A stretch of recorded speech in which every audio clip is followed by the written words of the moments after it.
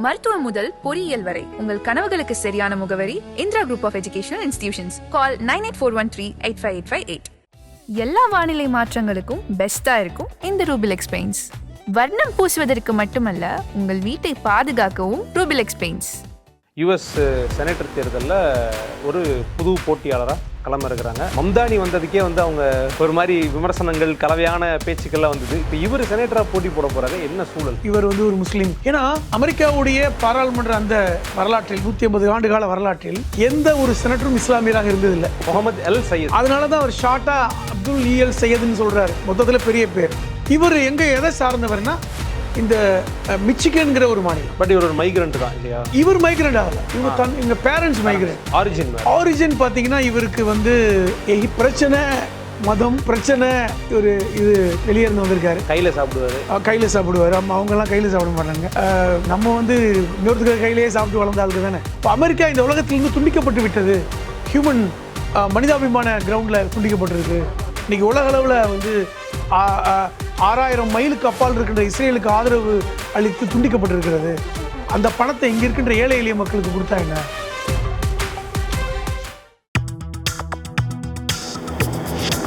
Delivering smiles all around the professional careers. Reach us to reach them. ஆகாயம் நேயர்களுக்கு வணக்கம்.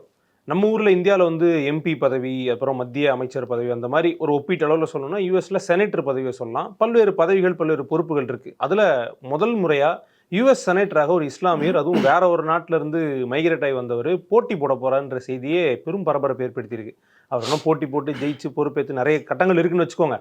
But இந்த செய்தியே அந்த நாடு முழுக்க ஒரு பேசு பொருளாக இருக்குது. அதை பற்றி விரிவாக பேச போகிறோம். நம்ம கூட எழுத்தாளர் புதுமடம் ஹலீம் அவர்கள் இருக்காங்க. வணக்கம் சார். வணக்கம். யுஎஸ் செனட்டர் தேர்தலில் ஒரு புது போட்டியாளராக களமிறக்குறாங்க. அவங்களுடைய சிஸ்டம் இருக்குது. அங்கே ஃபஸ்ட்டு கட்சிக்குள்ளே போட்டி போடணும், அப்புறம் போட்டி போடணும்லாம் இருக்குது. நம்ம மம்தானி வந்ததுக்கே அவங்க ஒரு மாதிரி விமர்சனங்கள், கலவையான பேச்சுக்கள்லாம் வந்தது. இப்போ இவர் செனட்டராக போட்டி போட போகிறாரு. என்ன சூழல்? நீங்கள் இந்த பேச்சின் ஆரம்பத்தில் சொன்னீங்கல்ல, அமெரிக்காவோட சிஸ்டம் என்பது நம்ம இந்தியா சிஸ்டம் மாதிரி கிடையாது. ஜனாதிபதியை தேர்ந்தெடுப்பது என்பது மக்கள். அங்கே பிரதமர் வேல்யூ கிடையாது, ஜனாதிபதி தான். அங்கே பிரசிடென்ட், இங்கே பிரைம் மினிஸ்டர். இங்கே பிரசிடென்ட், அமெரிக்காவில் பிரசிடென்ட் தான். அது ஒவ்வொரு 4 வருடத்துக்கு ஒரு முறை ஜனாதிபதி மக்களால் தேர்ந்தெடுக்கப்படக்கூடிய. இங்கே எம்பிக்கள் தேர்ந்து தான் பிரதமரை தேர்வு செய்கிறாங்க. அங்கே அப்படி கிடையாது. எம்பிக்கள் சேர்ந்து, அல்லது நீ சொல்ற மாதிரி செனட்டர்கள் சேர்ந்து, அந்த ரெப்ரசன்டேட்டிவ் சேர்ந்து தேர்ந்தெடுப்பதல்ல, அது தனியாக இண்டிபெண்டன்ட் பாடி நிற்கணும். இப்போ நீங்கள் சொல்கிற இந்த சிஸ்டம்னா அமெரிக்காவில் மேல் சபை, கீழ் சபை, நம்ம பார்லிமெண்ட் மாதிரி தான் இருக்கும். கீழ் சபை என்பது செனட்டர் சபை, மேல் சபை என்பது ரெப்ரசன்டேட்டிவ்ஸ் ஆஃப் தி ஸ்டேட்ஸ், அப்படி தான் அர்த்தம். இதெல்லாம் சேர்ந்து அங்கே காங்கிரஸும்பாங்க. நீங்கள் கட்சின்னு நினச்சிக்காதீங்க. நிறைய நாடுகள் அப்படி காங்கிரஸ் சிஸ்டம் இருக்கு. அமெரிக்கன் காங்கிரஸ்னா அமெரிக்கன் பாராளுமன்றம்னு அர்த்தம். அப்போ இந்த செனட்டர் சபை, அமெரிக்காவுடைய அந்த ரெப்ரசன்டேட்டிவ் சபை எப்படி செயல்படுதுன்னு தெரிஞ்சாதான் இந்த செனட்டருக்கான வேல்யூ என்ன அப்படிங்கிறத புரிஞ்சுக்க முடியும். முதல்ல 50 மாநிலங்களை கொண்டது அமெரிக்கா. இப்போ நீங்கள் அமெரிக்காவை எடுத்திங்கன்னா 50 ஸ்டேட்ஸ், சின்னது பெருசு. இப்போ கலிஃபோர்னியா பெரிய மாநிலம், மிசிசிப்பி சின்ன மாநிலம், நியூயார்க் ஒரு மீடியமான மாநிலம், இப்படி இருக்கும். ஆனால் ஒவ்வொரு மாநிலத்துக்கும் 2 செனட்டர் இருப்பாங்க. உதாரணமாக உத்தரப்பிரதேசத்துக்கு 2 எம்பி தான், அஸ்ஸாமுக்கு 2 எம்பி தான், மேகாலயாவுக்கு 2 எம்பி தான். நம்ம ஊர்லேயே கொஞ்ச நாள் நம்ம ஊர் அப்படியான நல்லது தான். ஏன்னா ஒரு மாநிலத்துக்கு 2 எம்பி, அப்போ கணக்கில் 2 செனட்டர் இருப்பாங்க. அப்போ ஒட்டு மொத்தமாக அமெரிக்காவுடைய செனட்டர் சபையில் இருப்பது 100 செனட்டர்ஸ். இது புரிஞ்சுக்கணும். இவர்களுடைய அந்த ஆயுட்காலம், அதாவது பதவி காலம் என்பது 6 ஆண்டுகள். அமெரிக்க ஜனாதிபதியுடைய பதவி காலம் 4 ஆண்டுகள். புரிஞ்சுக்கணும். இன்னொன்று அமெரிக்காவுடைய ரெப்ரசன்டேட்டிவ் சபை. இப்போ இதில் தான் மக்கள் தொகையின் அடிப்படையில் நம்பர்ஸ் மாறுது. இப்போ கலிஃபோர்னியாவில் மக்கள் தொகை அதிகமாக இருப்பாங்க, நம்ம ஊர் சீட்ஸ் மாதிரி. ஆமாம், அங்கே 53 ரெப்ரசன்டேட்டிவ் வருவாங்க, அது மக்கள் தொகை கணக்கில். அதே நீங்கள் இப்போ நியூயார்க்கில் 23 பேர் தான் இருப்பாங்க. இப்படி ஒரு சில மாநிலங்களில் 1-2 பேர்லாம் இருப்பாங்க. ஓகே, இப்படி இருக்காங்க. அது எம்பி மாதிரி, கிட்டத்தட்ட நம்மளுடைய எம்பியுடைய ரெப்ரசன்டேட்டிவ் மாதிரி. அது 435 ரெப்ரசன்டேட்டிவ் இருப்பாங்க. அவர்களுடைய பதவி காலம் ஆச்சரியப்படுவீங்க, வெறும் 2 வருஷம் தான். இப்போ எலெக்ஷன் தான். அப்போ எலெக்ஷன் எவ்ரி 2 இயர்ஸ் ஏதாவது ஒன்று நடந்துக்கிட்டே இருக்கும். ஒன்று ரெப்ரசன்டேட்டிவ் எலெக்ஷன் நடக்கும், இல்லை செனட்டர் எலெக்ஷன் நடக்கும், இல்லைனா பிரசிடென்ட் எலெக்ஷன் நடக்கும். இது ஒரு பக்கம். இப்போ நம்ம செனட்டருக்கு வந்துடும். நீங்கள் சொன்ன இந்த சையத் அப்துல் ரஹ்மான் முகமது அப்துல், அவருடைய பேர் அவர் பேர் பெரிய பேர் தான், அப்துல் ரஹ்மான் முகமது சையத், முகமது எல் சையத். அதனால தான் அவர் ஷார்ட்டா அப்துல் இஎல் சையத்னு சொல்றாரு. மொத்தத்தில் பெரிய பேர். இவர் எங்கே எதை சார்ந்தவர்னா இந்த மிச்சிகன்கிற ஒரு மாநிலம். மிச்சிகன் மாநிலத்தை சொல்கிறத அந்த நகரத்தை சொன்னால் எல்லாருக்கும் தெரியும், டெட்ராய்டு. இது எல்லாருக்குமே தெரியும். டெட்ராய்டு வந்து மோட்டார் சிட்டி சொல்லுவாங்கல்ல. நம்ம கிட்ட ஒரு டெட்ராய்டு இருக்கு, கோயம்புத்தூர். தமிழ்நாட்டில் டெட்ராய்டு சிட்டி கோயம்புத்தூர், அது மாதிரி. இந்தியாவில் டெட்ராய்டு சிட்டி வந்து டெல்லிக்கு பக்கத்தில் சொல்லுவாங்கல்ல, நொய்டா. அப்போ இந்த டெட்ராய்டு என்பது மிக பாப்புலர். இன்னும் சொல்ல போனால் ஃபோர்டு காருடைய ஹெட் ஆஃபீஸ் அங்கே தான் இருக்குது. உலகம் முழுவதும் ஃபோர்டு கார் தயாரிக்கிறாங்கல்ல, அவங்களுடைய ஹெட் ஆஃபீஸ். அதே மாதிரி பார்த்தீங்கன்னா ஜென்ரல் மோட்டார்ஸ், அது ரொம்ப பாப்புலர். அந்த கிறிஸ்லர்னு ஒரு கார் இருக்குது, அமெரிக்காவில் தயாரிக்கிற கிறிஸ்லர் கார்ஸ். இந்த மாதிரி பல்வேறு கார் கம்பெனிஸுடைய தலைமையகம், ஹெட் ஆஃபீஸ் எல்லாமே டெட்ராய்டில் தான் இருக்கும். இப்போ ஒரு மோட்டார் நகரம். இந்த நகரத்தில் பிறந்தவர் தான் இந்த அப்துல் இஎல் அகமது. பட் இவர் ஒரு மைக்ரண்ட் தான் இல்லையா? மைக்ரண்ட். இவர் மைக்ரண்ட் ஆகலை, இவங்க பேரண்ட்ஸ் மைக்ரண்ட். ஆரிஜின் பார்த்தீங்கன்னா இவருக்கு வந்து எகிப்த். அதான் அந்த எல் சையத், அந்த வரும்ல, அந்த பேரெல்லாம் வரும். இப்போ எப்படி மம்தானி, நம்ம மீரா நாயருடைய பையன் தானே, கேரளாவுடைய இயக்குனர், சினிமா இயக்குனர் மீரா நாயருடைய பையன், மும்பையில் இருக்கிற மம்தானியுடைய மகன், முகமது மம்தானியுடைய மகன். அது மாதிரி இவர் ஆரிஜின் எகிப்த். இவங்க பேரண்ட்ஸ் வந்து 80களில் அமெரிக்காவுக்கு மைக்ரேட் ஆகி வர்றாங்க. இப்போ இவர் வந்து 84 பிறகுறார், இதே இந்த மிச்சிகன் சிட்டியில் பிறகுறார். அப்போ இவர் பிறந்தது இங்கே தான், அது பிரச்சனை இல்லை. இப்போ இவருக்கு 41 வயசு ஆகுது, 41 வருஷமும் அமெரிக்காவில் தான் இருக்கார், அமெரிக்க குடிமகன். வேற தான் பிரச்சனை இருக்குது. பிரச்சனை மதம் பிரச்சனை. ஒரு இது வெளியே இருந்து வந்திருக்காரு, கையில் சாப்பிடுவார். அவங்கெல்லாம் கையில் சாப்பிட மாட்டாங்க. நம்ம வந்து இன்னொருத்தர் கையிலேயே சாப்பிட்டு வளர்ந்த ஆளுக்கு தானே. இல்லை சார், அதுவே ஒரு விமர்சனம். நம்ம ஆட்களுக்கு தெரியுமான்னு தெரியல, மம்தானி வரும்போது அவர் கையில் சாப்பிட்றவருன்னு இழிவா அதுக்கு அவர் சொன்னார், நான் என் கையில் மட்டுமில்லை எங்கள் அம்மா கையிலையும் சாப்பிட்ருக்கேன் இந்த மாதிரி. அப்போ இவர் அப்படி சொன்னாங்க, இவர் வந்து ஒரு முஸ்லீம். ஏன்னா அமெரிக்காவுடைய பாராளுமன்ற அந்த வரலாற்றில் 150 ஆண்டு கால வரலாற்றில் எந்த ஒரு செனட்டரும் இஸ்லாமியராக இருந்ததில்லை, இது வரைக்கும் இருந்ததில்லை. இவர் மம்தானி அவர் கூட பார்த்திங்கன்னா அந்த மேயர், அது ஏற்க முன்னாடி இருந்திருக்காங்க, அவருக்கு ஒரு வாய்ப்பு கிடைத்தது. ஆனால் செனட்டர் என்பவர்கள் மொத்தமே 100 பேர் தான் இருப்பாங்க, 6 வருஷம் இருக்கக்கூடியவங்க. இன்னொன்று, செனட்டர் ஆவதற்கு நீங்கள் திருப்பி பார்த்தீங்கன்னா 2 கட்சியிலேருந்து தான் வருவாங்க. ஒன்று குடியரசுக் கட்சி, ரிப்பப்ளிக் கட்சி, இன்னொன்று டெமோக்ராட்டிக் கட்சி. 2 கட்சியில் இருக்கவங்க தான் செனட்டர்ஸ் ஆகிறதுக்கான வாய்ப்பு. ஏன்னா அந்த கட்சியில் 2 தான் போட்டிடுவாங்க, 2 தான் பெரிய கட்சி. பொதுவாக அமெரிக்காவில் இன்னொரு சிஸ்டம் எப்படி இருக்குன்னா, அது ஜனாதிபதியாக இருந்தாலும் செனட்டராக இருந்தாலும் யாராக இருந்தாலும் கட்சிக்குள்ளேயே தேர்தல் போட்டி நடக்கும். இப்போ நீங்கள் இவர் எம்எல்ஏவோட பையன், எம்எல்ஏ மந்திரியோடைய பையன், இவர் வந்து பெரிய இடம் அப்படின்லாம் நினச்சிலாம் ஒருத்தருக்கு சீட் கொடுக்க முடியாது. கட்சிக்குள்ளே போட்டி நடக்கும். அதையும் கவர்மெண்ட் ரெக்கார்ட் பண்ணுவாங்க. தேர்தலே அஃபிஷியலாக நடக்கும். இப்போ டெமோக்ராட்டிக் கட்சிக்குள்ளேயே ஒரு 3 பேர் 4 பேர் இருப்பாங்க. அவங்க யார் அதிகமான வாக்கு வாங்குறாங்களோ அவங்க தான் வந்து அந்த கட்சியுடைய பிரதிநிதியாக போட்டிடுவாங்க. இதுவே பெரிய விஷயம். ஒரு ப்ரீ எலெக்ஷன் மாதிரி நடக்கும். இந்த அப்துல் இஎல் அகமது வந்து இந்த டெமோக்ராட்டிக் கட்சியில் இருக்கின்ற ஒரு நபர். அவர் நீண்ட காலமாக இருக்காங்க. நம்ம ட்ரம்ப் கட்சி, அது எதிர்கட்சி. ட்ரம்புக்கு எதிரான கட்சி நம்ம பைடன் கட்சி, ஒபாமா கட்சி. இப்போ ஒபாமா, பைடன் இவர்கள் எல்லாமே வந்து இந்த டெமோக்ராட்டிக் கட்சி. ஓரளவுக்கு கொஞ்சம் வலதுசாரிகள். ஏன்னா அமெரிக்காவில் இடதுசாரிகள்லாம் சொல்ல முடியாது. ஒரு அதிதீவிர வலதுசாரி, கொஞ்சம் வலதுசாரி. அதில் அந்த டெமோக்ராட் கட்சியில் இவர் வந்து ஒரு ப்ரோக்ரஸிவ் டெமோக்ராட்டிக்னு ஒரு விங் இருக்குது. அது வந்து முழுக்க இடதுசாரி. அதாவது பாருங்களேன், ஒரு கட்சிக்குள்ள இடதுசாரி குணத்தை கூட ஒரு விங்காக தான் வச்சுருக்கானுங்க, மொத்த கட்சியும் இல்லை. அதில் இவர் இருக்கார். சரி, ஒரு ரெப்ரசன்டேஷன் இருக்குன்னு நினைச்சேன். இருக்கு, அது கூட அங்கே கிடையாது. இதில் ரிபப்ளிகன் கட்சியில் there is no progressive republican கட்சின்னு கிடையாது. ரெக்ரெசிவ் தான். ஆமாம், வெரி அக்ரெசிவ் தான் சொல்ல போனால்.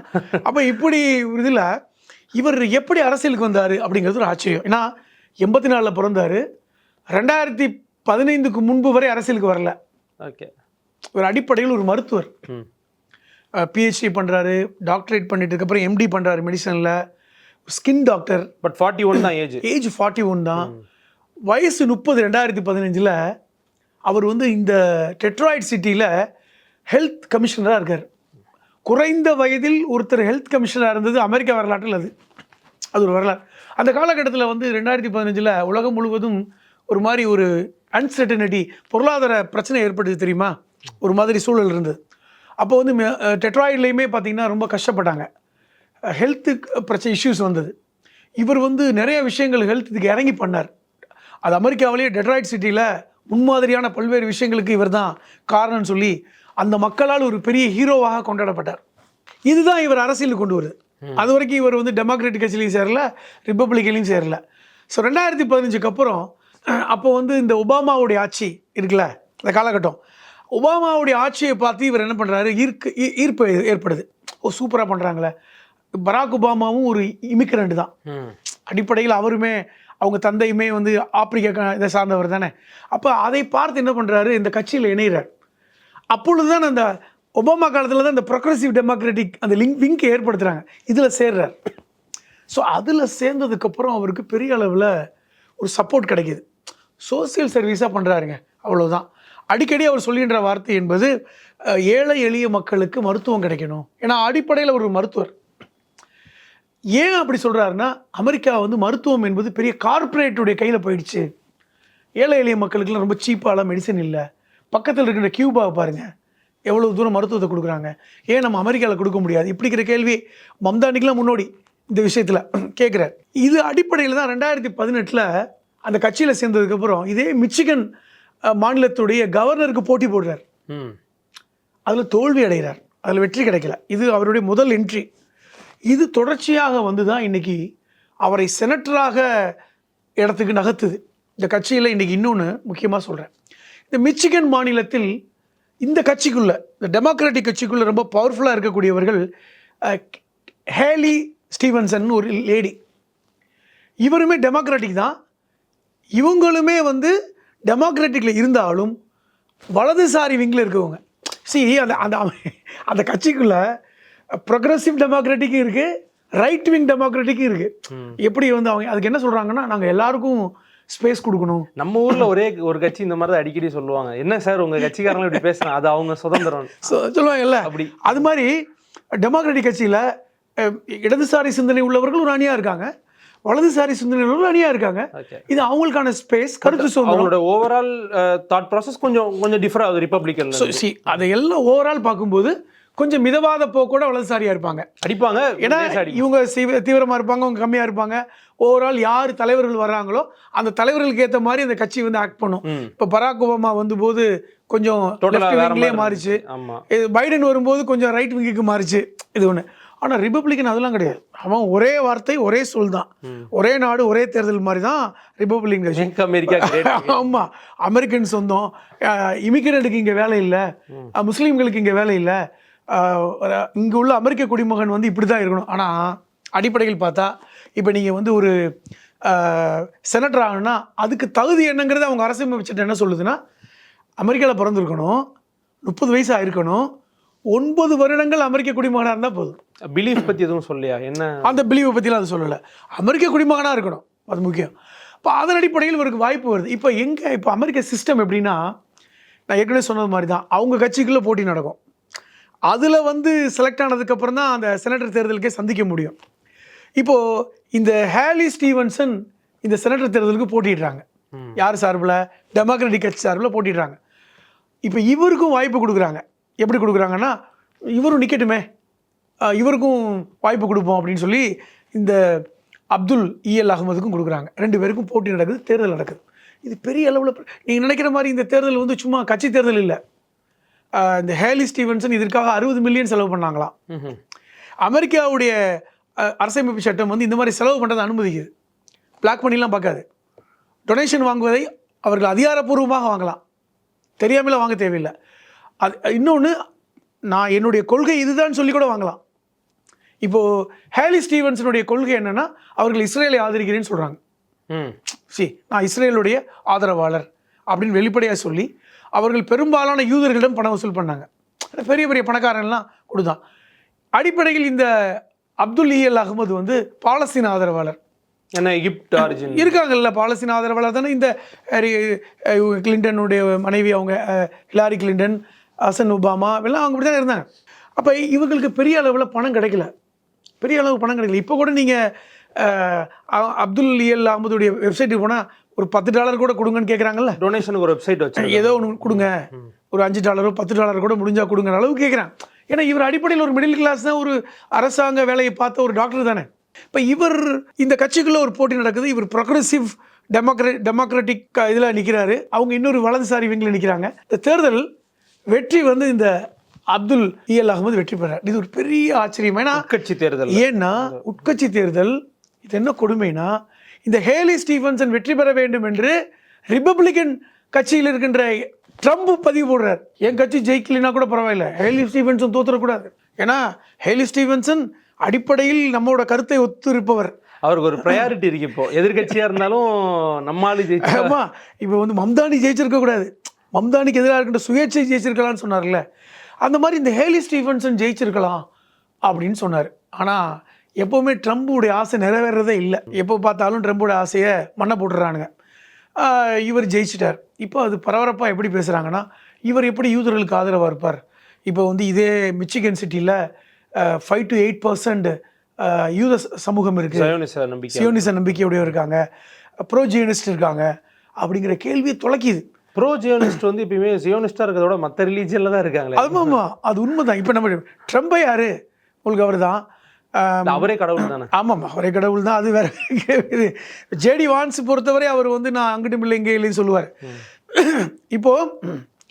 இப்போ என்ன நிலைமைனா, இப்போ இவர்கிட்ட என்ன கேள்வி வருதுன்னா, 2 கேள்வி வருது. இவர் எப்படி ஒரு முஸ்லீம் வெற்றி பெற போச்சு? முஸ்லீம்னாவே டெரரிசத்துக்கு ஆதரவாக இருக்கக்கூடியவர்கள், ஹமாஸை ஆதரிக்கக்கூடியவர் எப்படி ஒரு செனட்டராக ஆவது, இந்த பிரச்சாரத்தை முன்னெடுக்கிறாங்க. இன்னொன்று, இவர் ஒரு இமிக்ரண்ட். அதுக்கு 2க்குமே பதில் சொல்லியிருக்கார். ரொம்ப அழகாக 2க்குமே அழகாக பதில் சொல்லியிருக்கார். இங்கே இமிக்ரண்டாக இருக்கிறது பிரச்சனை இல்லை. ஒரு அடிப்படை பேசிக் இண்டிபெண்டன்ஸை விரும்புகின்ற ஒருத்தர் யார் வேணாலும் வரலாம். 2வது, நான் எப்படி இஸ்லாமிக் போபியாவை வெறுக்கிறேனோ அதுபோன்று யூத மக்களுடைய வெறுப்பையும் நான் வெறுக்கிறேன். சொன்ன விஷயம், யூதர்களாக இருக்கின்றால் என்ன தப்பு இல்லை, அது ஏன் நம்ம வெறுக்கணும்? யூத மக்கள் புரிந்து கொள்ள வேண்டும், பாலஸ்தீன் நடக்கின்ற விஷயங்களை புரிஞ்சுக்கணும். நம்ம பிளைண்டாக இஸ்ரேலுக்கு நீங்கள் ஆதரவு கொடுக்காதீங்க, மனிதாபிமான கிரவுண்டில் ஆதரவு கொடுங்க, அதை பாருங்கன்னு சொல்கிறார். இந்த பேச்சை பேசுகிறார். இன்னொன்று முக்கியமாக திருப்பி அவர் சொல்வது என்னென்னா, அமெரிக்கா இஸ் டிஸ்எலெக்டட், அமெரிக்கா இஸ் டிஸ்எலெக்டட் அப்படின்றார். என்ன டிஸ்எலெக்டட்? நான் தேடி பார்த்தேன். டிஸ்எலெக்டட் அப்படின்னா துண்டிக்கப்பட்டதுன்னு வருது. இப்போ அமெரிக்கா இந்த உலகத்திலிருந்து துண்டிக்கப்பட்டு விட்டது, ஹியூமன் மனிதாபிமான கிரவுண்டில் துண்டிக்கப்பட்டிருக்கு. இன்றைக்கி உலக அளவில் வந்து 6000 மைலுக்கு அப்பால் இருக்கின்ற இஸ்ரேலுக்கு ஆதரவு அளித்து துண்டிக்கப்பட்டிருக்கிறது. அந்த பணத்தை இங்கே இருக்கின்ற ஏழை எளிய மக்களுக்கு கொடுத்தா என்ன? இப்போ வந்து தோராயமாக வந்து ஒரு $4000 கோடி செலவு பண்ணுறாங்க. 4000 இல்லை, $40,000 கோடி செலவு பண்ணியிருக்காங்க. இதெல்லாம் வந்து எதுக்கு தேவையில்லாதது அப்படிங்கிற ஒரு வார்த்தையை பயன்படுத்துகிறார்.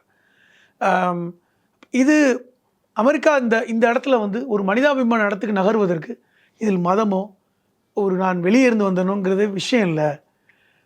தேவை என்பது மக்களுடைய சேவை தான் அப்படிங்கிறது. அவர் ஒரு இன்டலெக்சுவல். எப்படி மம்தானி பேசினாரோ அதே பேச்சு தான், மம்தானி பேசுகிற அதே பேசுகிறார்.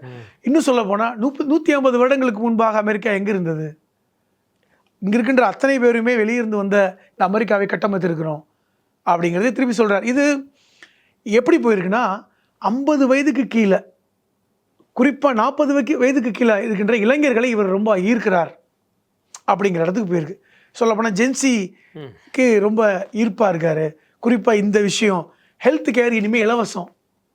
நான் செனட்டர் ஆனால் முதல்ல சொல்ல வேண்டியது ஹெல்த் கேர் இலவசம். ஏன்னா அமெரிக்காவில் ஹெல்த் கேர் ரொம்ப காஸ்ட்லி, இன்சூரன்ஸ் எல்லாமே எதுவுமே பண்ண முடியாது, ரொம்ப காஸ்ட்லி. உங்களுக்கு மிடில் கிளாஸ் பீப்புளுக்கு பெரும் பணம் ஹெல்த் கேரில் போகுது. நீங்கள் நினைக்கிற மாதிரி இல்லை. டேக்ஸில் ஒரு பக்கம் போகுதுன்னா ஹெல்த் கேரில் அதே மாதிரி ரெண்ட், வாடகை.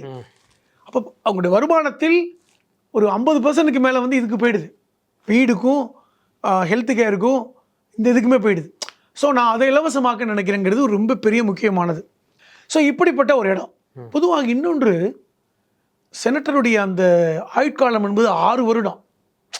உங்கள் பிரசிடென்ட் இது முடிஞ்சால் கூட இன்னொரு பிரசிடென்ட் வர வரைக்கும் கூட அவங்க இருப்பாங்க. ஒரு 2 இயர்ஸ் இருப்பாங்க. பிரசிடென்ட் தேர்தல் நடக்கும் போதெல்லாம் இவங்க செனட்டராக இருப்பாங்க. ஒரு சட்டம் அமெரிக்காவில் ஏற்றணும்னா செனட்டர் சபை அனுமதி இல்லாமல் ஏற்ற முடியாது. அவங்க தான் வானும் பண்ணியிருக்காங்க முக்கியமாக. 2வது, ஒரு உச்ச நீதிமன்ற நீதிபதி நியமனம் செய்ய வேண்டால் செனட்டர் சபை அனுமதி வேணும். ஒரு வெளிநாட்டுக்கு தூதர் நியமனம் என்றால் செனட்டர் சபை அனுமதி வேண்டும். அவ்வளோ பவர்ஃபுல். இப்போ செனட்டர் சபையுடைய அனுமதி தான் முக்கியமானது. ஒரு அரசமைப்பு சட்ட திருத்தம் செனட்டர் சபை அனுமதிக்காமல் நடக்காது. இப்படிப்பட்ட ஒரு பவர்ஃபுல். இப்போ அதைத்தான் இன்றைக்கி வந்து ரிபப்ளிக் கட்சியை சார்ந்தவங்க சொல்கிறாங்க, நாளை அமெரிக்காவுடைய சட்டங்கள் வந்து இந்த பயங்கரவாதிகளால் மாற்றப்பட இருக்கிறதா. இவங்க என்ன கேட்குறாரு, திருப்பி திருப்பி வந்து ஒரு இஸ்லாமியராக இருக்கிறதுனால வந்து என்ன நீங்கள் டேஞ்சரஸ்ன்னு சொல்கிறீங்க. அந்த கேள்வி முக்கியமானது.